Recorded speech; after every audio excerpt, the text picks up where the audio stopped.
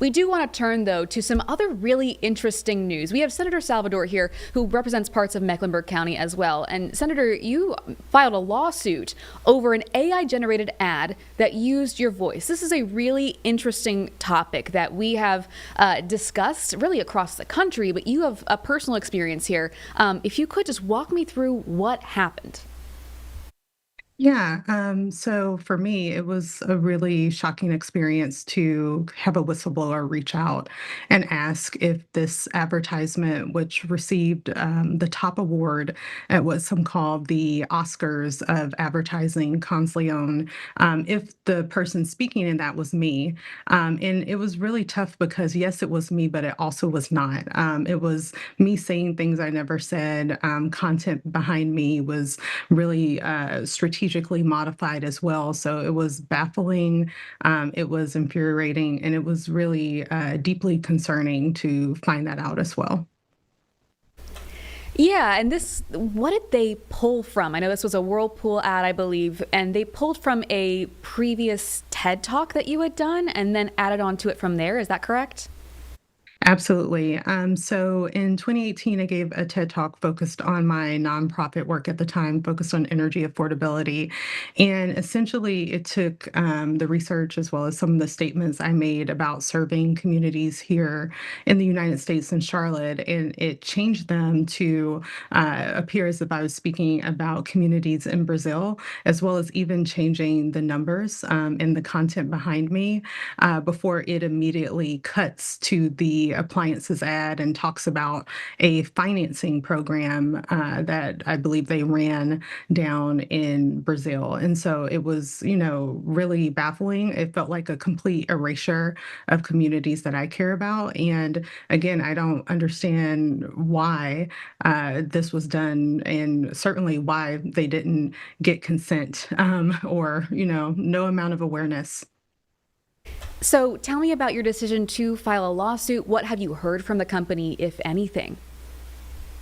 So, the decision to make a law to file the lawsuit, when we reached out to all the parties involved, so Whirlpool, Omnicom, in particular, we really were not met with any meaningful engagement. In fact, the folks who were seemed to be even closer to it, I thought came back with a high level of aggression and pushback, and really not even showing genuine signs of remorse or taking stock of how the situation came to light.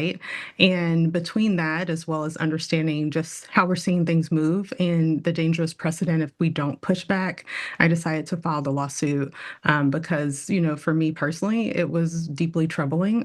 It has been something that's been time consuming and concerning, but also for others, I think we will see more and more cases like this commercially and otherwise. I know you described it as troubling. I can only imagine. I know that you're not the only person who's had to deal with a situation like this. We've seen it in political ads. We've seen it in just, your regular folks, your average everyday constituents. What message do you want this to send to the people that you represent about how you're going to stand up for their rights when it comes to this growing problem of AI generated content?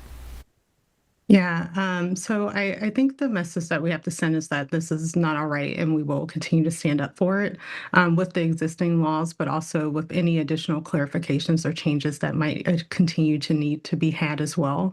I don't believe that we should start allowing companies to completely degrade trust in such a way, so strategically, and then not be held accountable for those decisions. And so as much as the technology is also the utilization and misuse of the technology that, I'm deeply concerned about. Yeah, absolutely. I know a lot of people will be having close eyes on this lawsuit as it really sets a precedent here. I do also want to ask you, of course, you represent parts of Mecklenburg County, and we are dealing with a lot here in Charlotte right now with Border Patrol on their way. We're still waiting for those details, so I know it's all very preliminary, but I just wanted to ask, give you a chance to talk about any general thoughts you have on that deployment. Yeah, I'm frustrated just with the amount of secrecy, mainly because the secrecy is wreaking havoc and chaos on communities. I am really troubled by the things that we have seen with the deployment in Chicago and other areas. Children impacted, communities living in fear. And I really am concerned that this is more of a political maneuver as opposed to anything dealing with safety, and especially when there is such additional impacts that we've seen with the way folks are profiled. I certainly encourage everyone to find organizations to know their rights in these moments, find trusted networks, because it is something that we all should be concerned about for the impact that it'll have to communities here. Yeah, and I know we're all paying close attention just to see what this is actually going to look like. So we appreciate you taking the time to come on here, not just about that, but of course about your lawsuit as well. Thank you so much, Senator Salvador, for taking the time. All right, thank you.